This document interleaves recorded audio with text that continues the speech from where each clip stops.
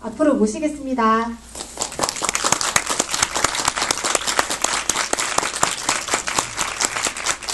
네, 안쪽 자리부터 쭉 앉아주시면 되고요. 네, 관장님이 맨 안쪽으로 들어가 주시고 가운데 오미보 감독님.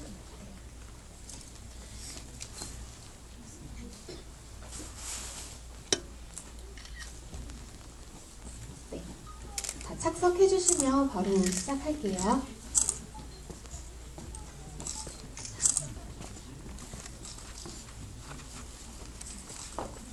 네, 일단 저희 개봉 전에 유료 시사로 이렇게 참여해주신 관객 여러분께 너무 감사드리고요.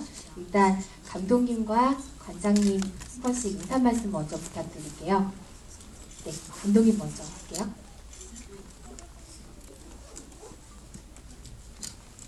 네, 안녕하세요. 오미보입니다.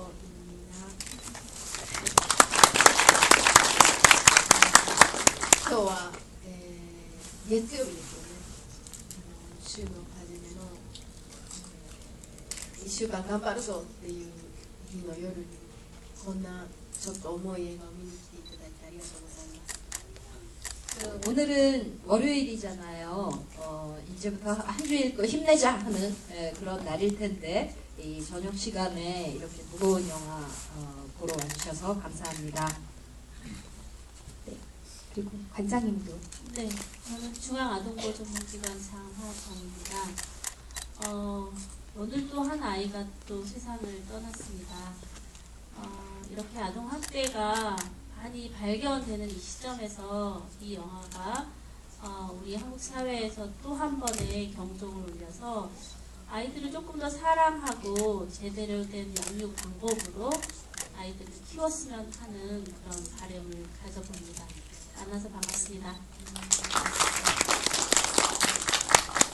네, 감독님이 특별히 그동안 여러 작품을 하셨지만 국내에서는 그 공식적인 개봉이 이번 너는 착한 아이가 첫 작품이세요. 그래서 조금 남다른 소감을 가지고 계시다고 하니까 그 소감 먼저 여쭤보고 바로 관객분들께 마이크 넘기도록 하겠습니다.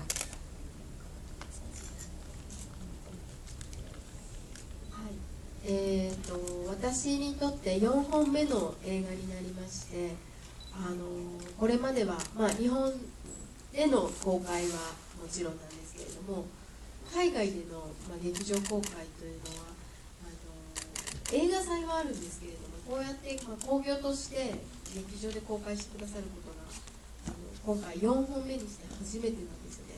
でそれもまさに今館長さんがおっしゃったようになんか韓国が今こういう時期に私の4本目のようなタイミングを待ってたかのように上映してくださるっていうのはすごく自分としてもきっと意味のあることなんじゃないのかなと今思っています。 저는 이번 이 영화를 연출한 게 4번째입니다. 저에게는 4작품째 영화인데 일본에서의 개봉은 그렇고 그 해외에서 제 영화를 상영을 한다는 것이 영화제에서 소개되는 경우는 지금까지 있었지만 이렇게 극장에서 개봉을 하고 또 그 개봉에 맞춰서 초청을 해서 이렇게 프로모션을 하는 이런 것이 저에게는 처음입니다. 그런 첫 경험을 맞이하는 와중에 방금 관장님께서 말씀해 주셨듯이 한국에서 굉장히 여러 일들이 있는 그런 시기잖아요. 근데 마치 무슨 타이밍을 기다렸었던 것처럼 이런 시기에 하필 저의 작품이 한국에 여러분께 선배이게 된 것이 저 자신에게도 무슨 의미가 있는 것처럼 느껴집니다. 네, 관장님께도 하나 더 여쭤보고 싶어요. 이게 그 말씀 주신 것처럼 한국에서만 일어나는 일이 아닌데 특별히 이번 영화를 접하면서 조금 느끼신 바가 좀 남다르실 것 같아요. 특히나 국내에서 많은 아동 학대 문제에 대해서 많이 앞장서고 계신 입장에서 더더욱이나 좀 남다르실 것 같았는데 어떠셨는지 좀 궁금합니다. 사실 저도 영화를 보면서 정말 아동학대가 우리나라만 일어난 일이 아니고 그 행위자들의 특성들이 그 우리나라의 행위자의 특성들이 그대로 영화에서도 똑같이 재현이 되더라고요. 즉 자신이 학대받아서 아이를 어떻게 양육할 줄 잘 모르는 상황에서 아이에게 분노 조절이 안 돼서 막 함부로 때리고 소리 지르고 이렇게 폭행을 하는 모습도 사실 지금 우리나라에서 학대 행위자들이 가지고 있는 대부분의 모습 중에 하나이기도 합니다. 그리고 이제 방치라는 그 방임의 아이를 보면서도 하루에 한 끼 빵을 얻어먹는 그런 아이의 모습을 보면서 사실 우리도 방임 문제가 되게 많이 있어서 어떻게 접근해야 할지 상당히 고민을 가지고 있고 어떻게 조기에 빨리 발견할 수 있는 방법이 뭘까를 저도 많이 고민하는데 그런 문제도 여기서는 아주 세심하게 다루면서 선생님이 직접 그 집에 가서 아이가 어떻게 식사를 하고 있느냐 이런 질문을 하는 것을 보면서 정말 아이들의 문제가 정말 전 세계적으로 똑같이 이렇게 일어나고 학대로 인해서 그 아이가 다른 아이들과 잘 어울리지도 못하게 되고 또 공부에 집중하지도 못하게 되는 그런 모습을 보면서 되게 안타까운 그런 상황을 보면서 우리나라에서도 이런 문제가 좀 빨리 어떻게 해결을 할 수 있는 방안이 뭘까 상당히 고민하면서 저도 이 영화를 보게 됐습니다. 네, 소감 감사합니다. 그러면 일단 많은 질문들이 있을 것 같은데요. 먼저 질문 있으신 분 손 들어주시면 저희가 마이크 가져다 드릴게요. 네, 손 들어주세요. 네, 안녕하세요. 영화 정말 감명 깊게 잘 봤습니다. 저는 결말과 관련해서 질문을 좀 하고 싶은데요. 네, 우선 열린 결말이었던 것 같아요. 그래서 열린 결말로 남겨두신 이유가 첫 번째로 궁금하고요. 아무래도 결말이 열려있다 보니까 개인적인 해석을 할 수가 있는 것 같은데 제가 해석하기로는 그 엄마한테 맞던 여자애 같은 경우는 친구네 어머니가 곁에 있었잖아요. 그래서 그분이 일종의 원래 친엄마가 해주지 못하던 어떤 착한 아이다라는 메시지를 전달하는 역할을 해줌으로써 희망적인 결론을 이끌어냈고 또 자폐 성향이 있던 아이 역시 엄마가 많이 지쳐 있었는데 할머니가 그 이웃 할머니가 넌 착한 아이다라는 걸 알려줬다시피 그 마지막에 제대로 밝혀지지 않았던 그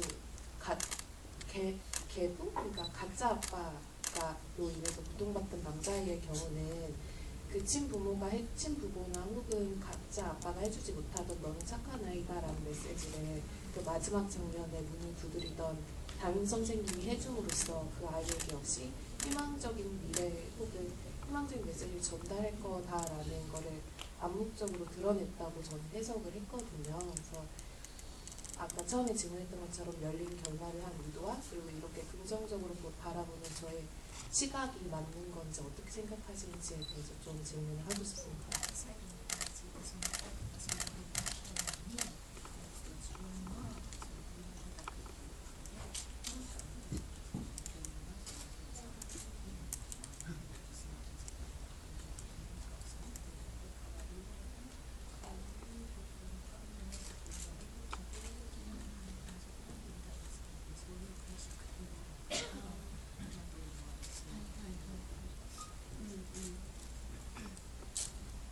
ありがとうございます。私もそう今おっしゃってくださったように希望とか救いを込めてラストにしたんですけれども、見る方によっては家の中で男の子はもう殴られて死んでるかもしれないというふうに解釈される方もいたし、なんであそこで終わったのと言われることもあったり、私自身はやっぱり今本当におっしゃってくださったそれ以外の新任教師の他の以外の人たちのクライマックスは、ほんの一個を描けたのかなと思ったんですけれども、でも岡野に関しては何かをさらにその先を見せるっていうことではなくて、今言ってくださったみたいにあの後どうなったんだろうっていうふうに映画を見た方がなんか語り合えるようなそういう行為をしてもらえるとより社会にこう目を向けるきっかけになるのではないかなと思ってますね。 그 엔딩 영화의 마지막 부분 마무리에 대해서 말씀해 주신 것처럼 희망을 담아서 혹은 어떤 위안 어떤 그 희망이라든가 바람을 담아서 물론 그 장면을 만들기는 했는데 영화를 보신 분에 따라서는 그 방금 말씀하신 분이 해석한 것처럼 희망적인 방향으로 해석을 하신 분도 계시고 또 다른 보는 이 중에서는 그 안에서는 그러니까 늙은 분 안쪽에서는 이미 그 소년이 맞아서 목숨을 잃었을지도 모른다. 그 안에서 굉장히 이미 돌이킬 수 없는 일이 벌어졌을지도 모른다 라고 해석을 한 분도 계셨고 혹은 어떤 분은 왜 그런 식으로 영화를 끝내버렸느냐 라고 한 분도 계셨습니다. 그런데 이 영화를 만든 저로서는 그 신임 교사가 문을 두드리러 가기 전에 맞았던 그 외에 다른 두 사람들이 맞게 됐던 상황, 지금 쭉 소개를 다시 언급을 해주셨던 그런 상황은 아마도 그 사람들이 놓인 상황에서는 앞으로 나아가기 위한 첫 발을 그저 내디딘 그런 상황일 거라고 생각을 했거든요. 그랬을 때 이 오가노라는 이름의 교사 경우에는 그 다른 두 사람의 인물처럼 뭔가 희망적인 방향으로 나는 실마리를 풀어주는 것이 아니라 거기에서 그냥 맺음으로써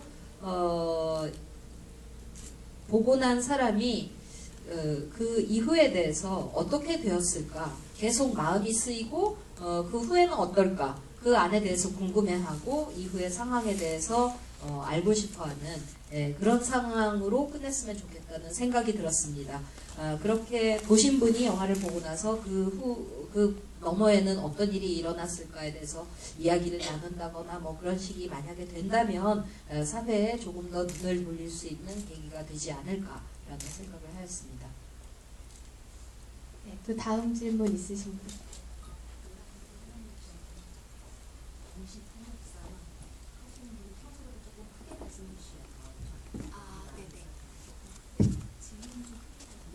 질문을 조금 더 크게 좀 부탁드릴게요. 네, 영화 감사히 잘 봤습니다. 다른 것보다 저는 이 영화가 아이들뿐만이 아니라 그 아이들 주변에 함께하고 있는 삶이 변화해야 되거나 혹은 변화하는 과정 중에 있는 어른들도 같이 착한 아이라고 위로하는 영화가 아닐까라는 생각을 했는데요. 제가 궁금한 건 사실 이 영화 촬영 자체가 굉장히 힘들었을 것 같다는 생각이 들어요. 뭐 때리는 씬도 학대 당하는 씬도 가하는 씬도 있고 사실 그래서 촬영장에서의 어려움이라던가 특별히 더 신경 쓰셨던 뭐 아역 배우라던가 그런 부분들이 있는지 궁금합니다.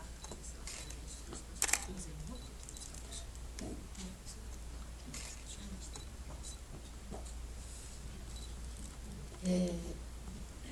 本当に今おっしゃってくださったようにこれは、子供君はいい子っていう、どうしても子供を描いているように思うんですけれども大人のための映画と私は意識していて日本でこの映画の、コピーがあるんですけれどもキャッチコピーは、韓国は何て書いてあるんですか生き方を変えさせる奇跡のような人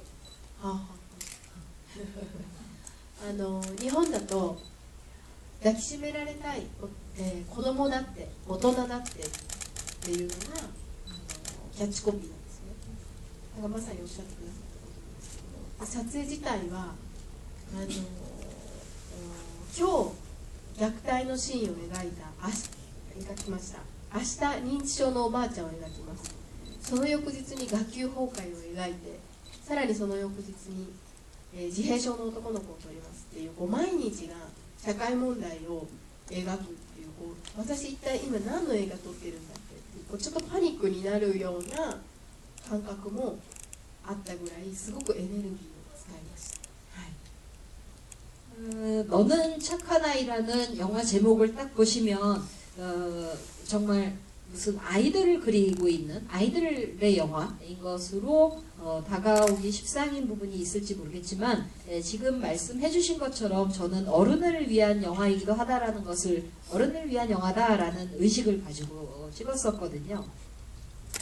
지금 그 한국의 이 영화의 선정 카피가 뭐라고 써 있느냐라고 물으셔서 삶을 변화시킬 기적 같은 말 한마디 이렇게 소개를 드렸더니 아 그러냐고 하시면서 일본에서는 안아주기를 바래 아이든 어른이든 그런 것이 딱 여기에 해당되는 그런 카피를 쓰였다고 합니다.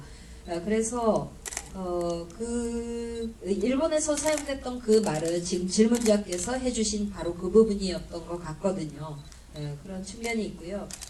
그래서 촬영할 때 뭐 어려움이라는 부분으로 연결을 시켜서 말씀드리면 쭉 나오는 소재들이 여러 가지가 있다 보니까 오늘은 아동 학대 장면을 막 찍었는데 그 다음 날은 치매에 대해서 막 찍고 있고 그 다음 날에는 또 학교에서 학급이 완전히 붕괴가 돼가지고 아이들이 걷잡을 수 없는 상태인 걸 또 그 다음 날은 찍고 있고 그 다음 날에 또 자폐 아동 문제가 막 나와서 이제 하고 있고 그런 식으로 매일매일 사회 문제를 바꿔가면서 막 그 하나하나가 무거운 내용인데 그런 식으로 하다 보니까 가만히 있어 내가 지금 무슨 영화 찍고 있는 거지 막 이런 상태로 약간 패닉 상태에 빠지기도 했었는데 하여튼 그런 과정들을 겪으면서 쭉 찍어냈던 영화입니다. 네. 이 부분에서 저도 하나 또 궁금한 게 관장님께 궁금한데요.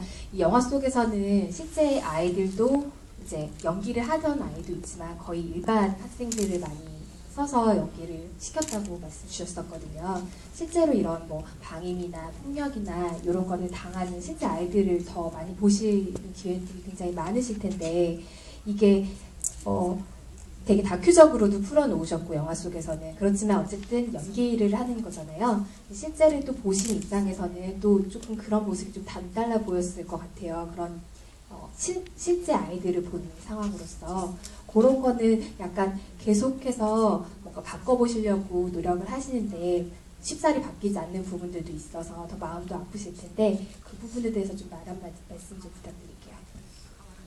그러니까 학대를 경험한 아이들이 가지고 있는 후유증 중에 많은 복합적인 부분이 상당히 있습니다. 그 교실에서 아이들끼리 놀고 있는 상황에서도 몇몇 그런 상황들이 제가 눈여겨보았던 부분이 있는데 사실 학대를 받은 경험이 있는 친구들에게 가장 중요한 것이 자아 존중감입니다. 즉 너무 많은 지적을 당하고 또 너무 많은 비난을 받아봤기 때문에 스스로가 내가 괜찮은 사람이고 내가 착한 사람이고 나는 얼마든지 잘해낼 수 있는 그런 자신감 부분이 상당히 부족한 경우들이 꽤 많이 있습니다. 그래서 거기서 나오는 친구가 실수를 한번 했음에도 불구하고 많은 아이들이 비난하고 지적하니까 그 친구가 얼마나 그 같은 반에서 생활하기 어려웠던 그런 부분들에서도 되게 가슴이 아팠습니다. 그래서 이제 그런 자존감이 상당히 약해지는 부분뿐만 아니라 언제 학대를 받을지 모르니까 두렵고 불안합니다. 그러다 보면 어떻게 되죠? 집에를 안 가게 되는 경우들이 꽤 많이 있습니다. 거기서 뭐 5시까지 집에 들어오지 말라라고 했던 그런 방치의 집도 있지만 아이들 스스로가 내가 집에 가면 또 맞을 것 같으니까 또 비난을 들을 것 같으니까 집이 싫습니다. 그래서 이제 그런 분노와 두려움 이런 것으로 또 밖을 배회하는 그런 경우들도 상당히 많이 보여지는 상황입니다. 그래서 이제 이런 다양한 후유증이 아이들의 사회생활을 하게 하거나 아니면 학교 생활을 하게 하는 친구를 만나거나 어른들과 관계를 맺거나 이런 부분에서 상당히 어려움을 보이는 것으로 저희가 알고 있습니다. 네, 그럼 또 영화에 대한 또 질문 있으신 분? 네. 질문하시는 분이 많으셔가지고 감독님이 한번 골라주시면 제가 그분께 마이크를 드릴게요. 너무 많아서. 네. 손 들어주시면 감독님이 직접 선택해 주시는 걸로.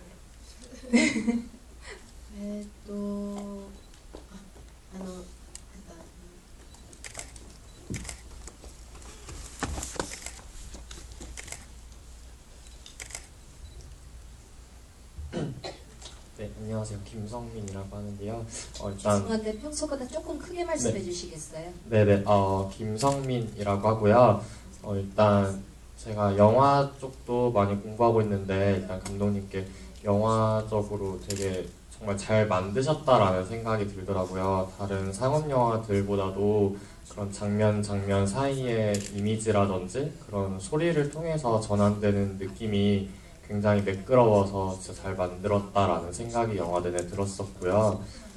감독님과 관장님께 한 질문씩 드리고 싶은데, 감독님께는 왜 이 영화 주인공을 굳이 그 초등학교 교사로 선택을 하셨는지 궁금을 하고요. 그리고 관장님께는 영화를 보다 보면 그 이제 학대 행위자로 나오는 그 어머니가 있잖아요. 그런 식으로 혹시, 그러니까 제가 영화를 봤을 때 그 어머니가 자기 아이를 때리고 굉장히 뭔가 눈물을 흘린다든지 약간 후회하는 모습이 많이 보였는데, 실제로 그런 학대 행위자 부모님들을 만나시면서 그런 모습을 보이신 분들도 계셨는지 궁금합니다.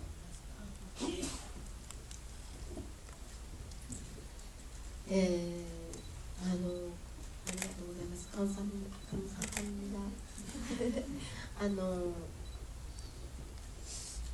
原作があって、原作の中では5つの短編小説です。そのうちの中の3つをこの映画に組み込んだんですけれども、でさらにそのうちの1つとして、岡野という新任教師の物語を、主人公にしたんですけれども、私はこの岡野のエピソードには神田さんって出てくるんですよね。ネグレクトを受けてる5時まで帰ってくるなんて言われる。私は彼のエピソードのところでもう原作小説を見た時に、彼がおもむろに給食のことをつらつらと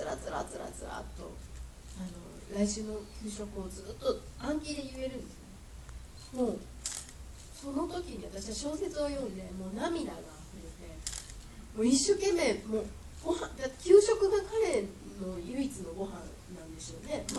パンとか言ってるけれどもちゃんとまともに食べられるご飯、給食で、それを明日はこれ明日はこれってすごく楽しみにして毎日もう全部言えるぐらい覚えてる。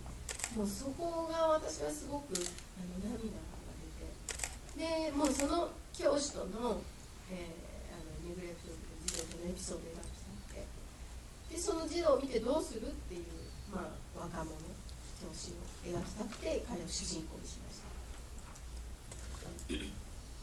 이 영화는 원작 소설이 있고 그 원작 소설을 영화화한 작품입니다. 원작 소설은 단편이 5개로 구성되어 있어요. 근데 그 5개의 단편 중에서 3개를 뽑아서 3개에다가 나머지 2개의 에피소드 같은 거를 이제 더해서 작품으로 영화한 것이거든요.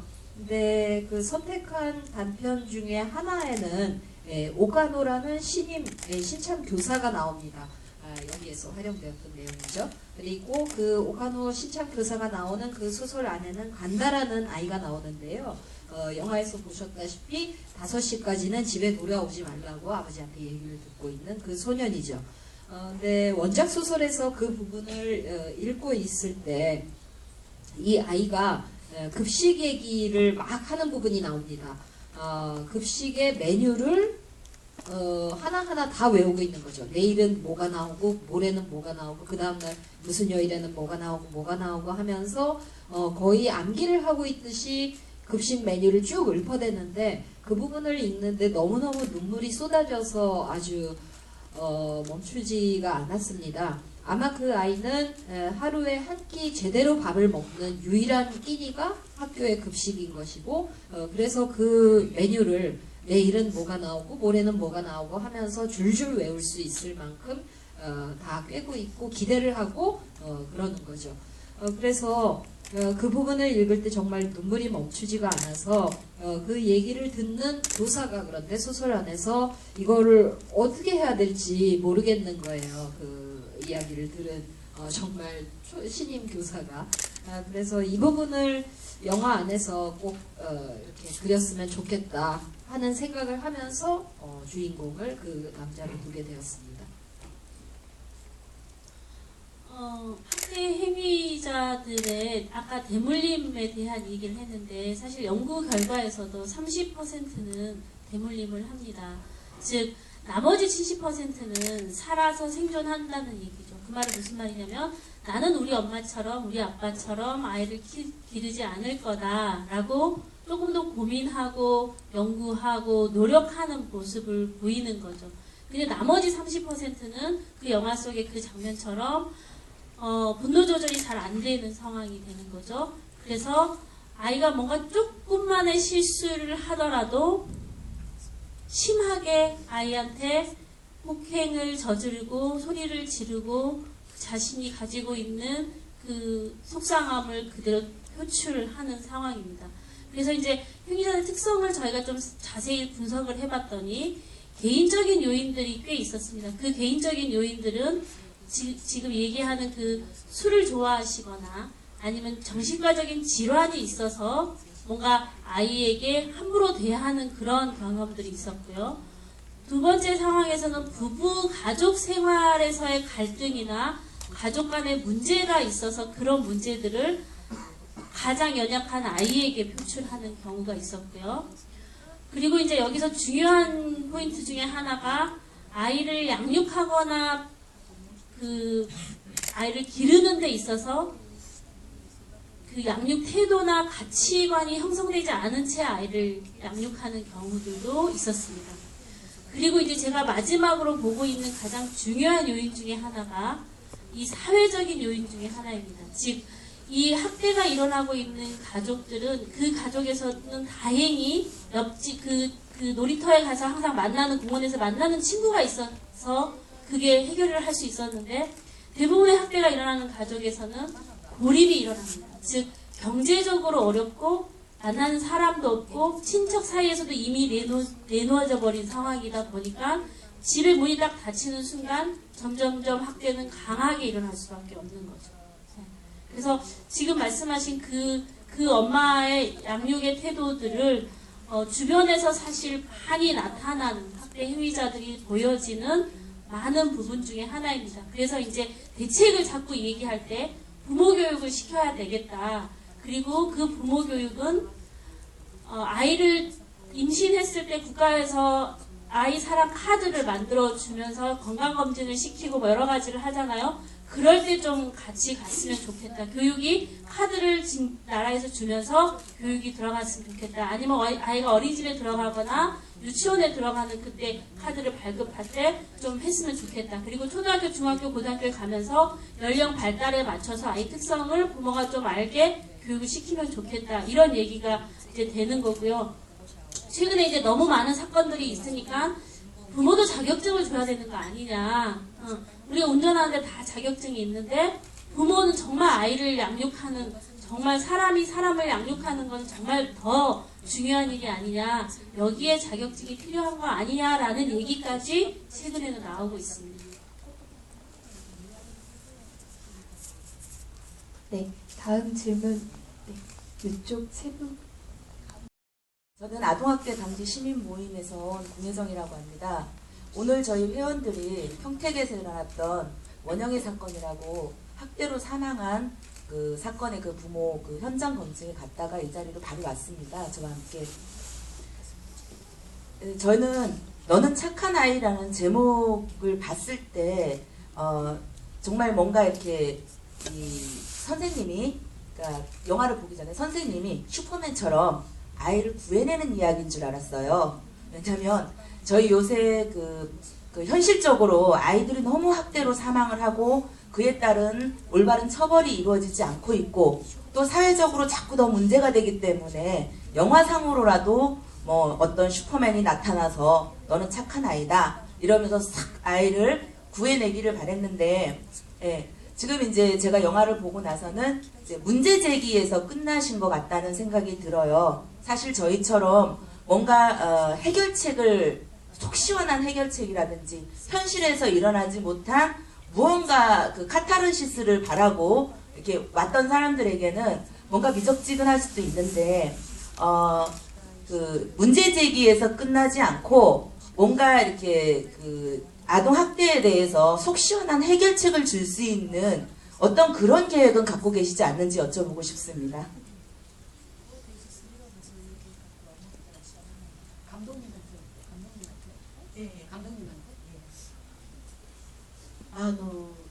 私書いて作って本当に答え一つじゃないと思ってて、もう例えば家族ってもうどれ一つと言ってどれ一つとして一緒の家族はいないです、まあ、人間もそうですよ。一人一人全員違うんですよ。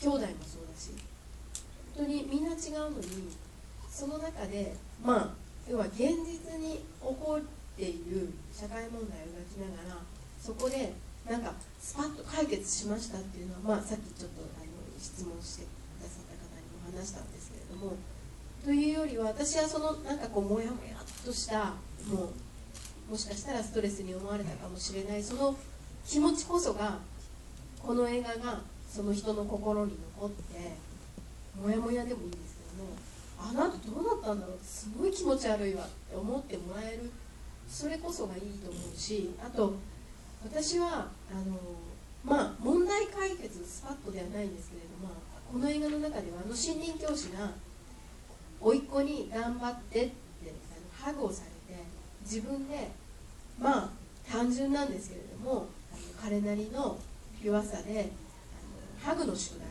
出すっていう、あれは一つのこの映画の中の答えだと思っていて、あともう一つ私がすごくこの原作を読んだ時に絶対ここを描きたいと思ったのは、ラストの方で自閉症の男の子が幸せは晩ご飯を食べてお布団に入ってお母さんにおやすみって言ってもらうその時の気持ちですと。で彼はその意味を分かって、私は分かってると信じてるんですけど、分かってるのか分かってないのか、もうそれをあたかもセリフのように言う、なんか私は原作にあったセリフ、そのセリフを見てもう胸がすごく熱くなったんですよね。そうだよ、幸せってそういうことですよと。それこそスーパーマンが出てきてなんかものすごいこうスペクタクルなハッピーなことというよりは、私たちが今生きている現実の中の幸せっていうのはご飯を食べれてお布団に入って家族におやすみって言って寝ることなんだよねっていうふうに思ったので、まさにそこを、まあ、自分の中のこの映画の答えとしては描いたと思います。 해결책이라고 할 때 저는 해결할 수 있는 답이 하나라고 생각하지를 않습니다. 그 어떤 가족의 모습들을 세상 안에서 쭉 살펴봤을 때 어느 가족 하나라도 같은 모습을 지닌 가족은 없는 것이고, 인간도 마찬가지입니다. 형제 사이도 다 다르죠. 그런 다른 양상들이 모두가 다 다르고 그랬을 때, 그렇기 때문에 해결책 또한 답이 하나는 아니라고 생각을 합니다. 그 현실적으로 존재하고 있는 바로 여기에 있는 사회 문제에 대해서 접근을 할 때 해결책을 말씀하신 질문자께서 표현을 해주셨듯이 속 시원한 해결책을 딱 제시하는 것, 혹은 그래서 뭐 이렇게 속이 시원하게 만드는 것, 그런 것도 필요하거나 또 중요할 수 있을지는 모르겠지만, 제가 생각할 때는 영화를 보고 나서 답답해지고 뭔가 이렇게 마음에 걸리는 그런 것도 되게 중요하다는 생각이 들었습니다. 영화를 보고 나왔는데 그 문 안에 있는 아이가 계속 어떻게 됐을지 마음에 걸리고, 그 후가 어떻게 됐을지 끊임없이 마음이 쓰이는 그것도 중요하지 않을까, 그렇게 하는 것이 좋지 않을까라는 생각이 저에게는 들었습니다. 그리고 그 문제의식이라고 할 것까지는 없을지 모르겠지만, 그 신임교사 안에서 영화 안에서는 그 신천교사가 힘들어서 이렇게 집에 무기력하게 이렇게 힘들게 있을 때 껴안아주는 장면이 있잖아요. 아주 작은 어린아이가 이렇게 껴안아주는데, 정말 단순한 존재, 순수한 존재가 이렇게 껴안아줬을 때 느꼈던 것, 혹은 거기에서 오고 갔던 대사들, 그 부분을 경험하면서 그 교사는 이제 아이들한테 숙제를 내기 시작을 하는데요. 그 힘내라는 한마디 하고 이런 일련의 과정들이 저로서는 나의 영화에서 제시할 수 있는 답이라고 생각을 하고, 답의 하나다라고 생각을 하고 제시를 했다고 봅니다. 그리고 영화 안에서 또 하나로 이렇게 이야기를 해봤던 것은 원작 소설을 보면서 이 부분은 꼭 영화에서도 그려야 되겠다라고 생각을 했던 것이 하나가 더 있었는데 그 자폐증을 앓고 있는 아이가 영화의 거의 후반 부분에 가면서 행복에 대해서 이야기를 하는 게 나옵니다. 행복하다 그러고 뭐 할머니하고 엄마하고가 이렇게 얘기를 하는데 그걸 딱 들으면서 행복하다는 거는 저녁밥을 먹고 이불을 덮고 엄마가 잘 자라고 얘기를 하고 그러고 자는 거 그게 행복한 기분입니다. 뭐 이런 이야기를 하거든요. 그 등장인물은 그 의미에 대해서 알고 말하는지 모르고 말하는지는 모르겠습니다. 그런데 그 아이는 그 의미를 이해하고 있다고 저는 믿고 있습니다만 아주 그 행복이라는 것에 대해서 무슨 대사를 읊는 것처럼 줄줄 이야기를 한단 말이에요. 근데 그 부분을 제가 원작 소설에서 읽을 때 가슴이 너무너무 뜨거워지면서 맞아 이게 행복이야 라는 생각이 들더라고요. 그러니까 어떤 슈퍼맨이 굉장히 우리의 행복을 이끌어줄 때 어떤 스펙타클한 멋진 사건들을 전개를 하면서 그 행복의 실마리들이 줄줄 이렇게 풀려가는 것도 있을 수 있겠지만 맞아 우리가 현실적으로 살아가는 세상 속에서 행복하네라고 느끼는 거는 밥을 먹을 수가 있고 그리고 이불을 덮고 자기 잠자리에서 잠들 수 있고 가족이 잘자 그러고 지켜봐주는 그것이 행복이야 맞아 라는 생각이 들어서 내 안에서는 그렇게 생각된 부분을 영화로서는 이렇게 답의 하나로 이제 이야기를 했다고 생각을 해요. 네, 감사합니다. 이번엔 좀 멀리 계신 분 질문 받아볼게요. 저 뒤에 계셨던 분.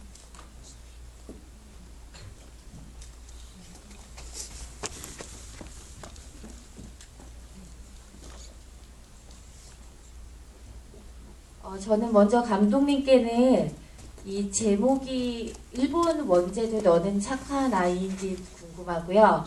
또 제목을 여러 개 중에 고민하셨을 것 같은데 고민했던 다른 제목도 궁금합니다.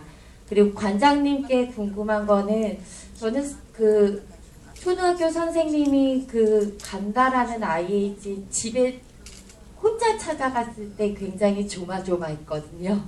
그래서 그리고 또 교사들도 아동학대 아이를 발견했을 때 어떻게 처리를 해야 되는지 모르실 것 같아요. 그래서 그 교사분들이 아동보호 전문 기관에 문을 두드렸을 때 기관에 있는 분들과 함께 그 아이들의 집을 찾아갈 수 있는지 경찰을 또 대동해서 갈 수 있는지 그런 것들이 마련되어 있는지가 궁금합니다.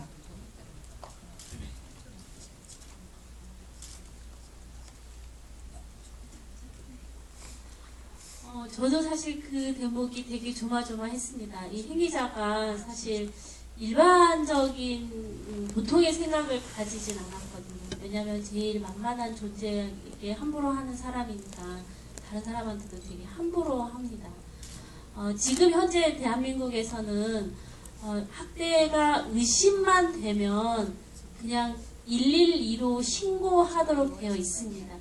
사실 저희가 15년 동안 아동학대 문제에 대해서 고민하고 사업을 진행했는데 전화번호가 1577-1391이었습니다. 그러다 보니까 국민들이 너무 많은 번호에 지쳤다. 도대체 학대 그러면 기억나지 않는다 번호가 그런 얘기가 됐었고 또 이제 아동학대 그 범죄 처벌에 관한 특례법이 2014년 9월부터 시행이 되면서 아동학대가 범죄라고 인식하기 시작했습니다. 그래서 이제는 112로 신고를 하시면 경찰과 아동보호 전문기관이 함께 나가서 조사를 합니다. 그래서 신고 의무자 직군이 사실 대한민국에서 있습니다. 되게 많은 직군인데요. 여러분께 다 말씀드릴 수는 없지만 하여간 선생님, 공무원, 그리고 의사선생님 뭐 이런 부분들은 아이들과 많은 시간을 나눌 수 있는 사람들이기 때문에 신고 의무자로 두셨습니다. 신고 의무자는 신고만 하면 그 업무를 끝내는 상황입니다. 즉 아까도 이 얘기 잠깐 선생님이 아동보호 전문기관 상담원과 함께 집을 나가서 그런 얘기를 하실 수 있느냐라고 얘기하는데 그게 사실 현장을 나가는 것이기 때문에 좀 위험한 상황이 될 수 있다라는 부분이 있습니다. 그래서 요즘은 이제 일제조사를 하는 과정은 지금 현재 여러분이 다 알고 계실지 잘 모르지만 아이가 장기 결석해서 학교 안 놀고 있는 아이들 집을 가가고 방문합니다. 그거는 선생님과 지자체 공무원이 함께 나가서 하시지만 아이가 발견이 되지 않거나 그 엄마의 말이 지금 좀 의심스러워 라고 하면 바로 112에 신고해서 아동보호 전문기관과 경찰이 함께 조사를 할 수 있는 체계를 지금 우리나라에서는 갖추고 시행을 하고 있습니다. 그래서 혹시 선생님이시거나 유치원 선생님, 어린이집 선생님, 학교에 계시는 선생님이시라면 의심이 되시면 부장님과 교감 선생님과 교장 선생님께 보고를 하시고 그냥 바로 112에 신고해 주시는 것이 선생님의 역할에서 가장 용기 있는 그런 행동이실 걸로 제가 알고 있습니다.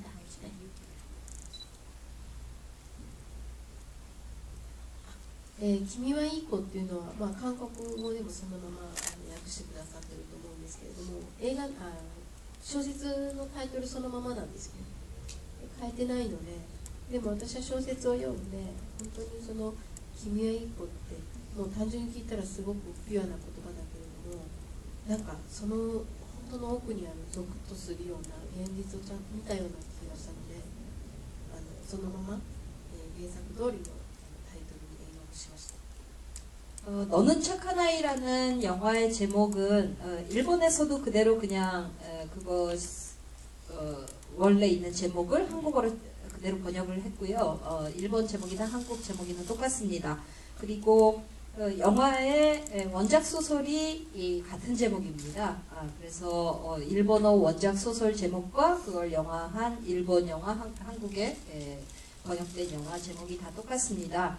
그대로 유지가 되었고요. 근데 소설의 제목을 보았을 때 너는 착한 아이라는 그 말이 굉장히 순수하고 그 말 자체는 굉장히 좋은 표현이긴 한데 그저 그런 표현으로가 아니라 뭔가 오싹한 느낌을 받았다고나 할까요? 너는 착한 아이 그랬는데 그냥 착한 아이 이렇게 이쁜 게 그런 것이 그 뒤에 있는 현실을 본 것 같은 그런 오싹한 느낌이 있어서 그러니까 이게 다가 아니다라는 그런 느낌을 받을 수가 있어서 그걸 그대로 활용하는 게 좋겠다고 생각이 됐습니다. 네, 이제 죄송하지만 너무 마무리해야 될 시간이 돼가지고 네, 너무 아쉬워하시지만 지금 극장에서 조금 끝내달라는 요청을 주셔가지고 마지막으로 관장님은 이 영화 누가 보셨으면 좋겠는지 간단하게 추천해 주셨으면 좋겠고 감독님은 마지막으로 이 늦은 시간까지 같이 해주신 관객 여러분들께 마지막으로 한 말씀 부탁드릴게요. 관장님부터. 저는 특별히 이게 누가 더 봐야 된다라고 생각하지 않고요. 일반적인 우리 국민들이 다 같이 와서 한 번쯤 다시 한번 아동학대의 심각성을 생각하게 되고 이렇게 해서는 안 되는구나를 한번 다시 고민하는 그런 시간이었으면 좋겠고 이제 거기에 조금 더 첨부한다면 우리가 지금 말씀드린 신고 의무자 직군들이 함께 오셔서 이런 일을 사전에 우리가 미리 예방하고 근절하는데 좀 힘을 더 써주셨으면 하는 바람을 가져봅니다. 네, 감사합니다. 감독님도 마지막 한 말씀 부탁드릴게요. そうですね、課長もおっしゃってたその虐待って子供はもちろんかわいそうなんですけれども子供を救うだけじゃなくてやっぱりその虐待手を挙げてしまっている我が子に、それってもうまともなことではないと思うんですけれどもそれをしてしまっている親を、犯罪者として捕まえるというのも一つですけれどもやっぱりその先にその親の心のケアをちゃんとできるような社会になればいいなと私は願っているんですけれども自分も今ホテルで9ヶ月の子供が置いてきぼりというかちゃんと主人はいますけれども早く帰りますので今日は本当に映画を見てくださってありがとうございました。ぜひ宣伝をしていただけるとありがたいです。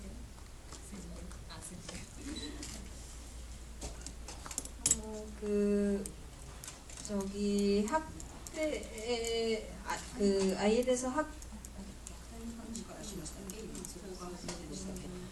그 학대를 아이가 당한다고 할 때 관장님 아까 쭉 말씀하셨던 안에도 유사한 취지의 말씀이 있으셨는데요. 학대하는 아이를 살피고 구한다고 할 때 물론 그 아이가 더 나은 상황으로 바뀔 수 있다는 것은 물론이지만 그 아이를 구하고 학대를 멈추게 하기 위해서는 그 매를 들거나 자기의 아이에게 뭔가 폭력을 휘두르게 되는 그 사람도 사실은 그냥 통상적인 그런 모습은 아닌 거거든요. 보통 사람이 이렇게 할 때 가질 수 있는 태도는 아니거든요. 근데 그런 부모 혹은 그런 행위를 하는 사람들을 그저 그냥 범죄자로서 잡아가는 것만이 능사는 아닐 것이고 그 사람들이 왜 그런 행위로 갔는지에 마음까지 살피거나 혹은 바꿀 수 있는 사회가 되기를 길게 보면 그런 사회가 되기를 저는 원하거든요. 그런 생각을 해보면서 실은 그런 얘기를 하는 저도 태어난 지 9개월밖에 안 된 저의 아이를 지금 제가 서울에 와서 묵고 있는 호텔 방에 두고 와 있는 상태입니다. 물론 저 남편이 지금 보고 있기는 하지만 팽개쳐놓고 라고 그런 의미에서는 할 수 있는지 모르겠는데 어쨌든 그 생각을 하면서 지금 빨리 호텔로 돌아가도록 하겠습니다. 그리고 오늘 늦은 시간까지 다 같이 봐주신 여러분께 진심으로 감사를 드리고 영화 좋으셨다면 또 주변에 많이 입소문도 내주시면 감사하겠습니다. 네, 감사합니다. 함께 해주신 분들도 말씀 많이 부탁드릴게요. 네, 감사합니다.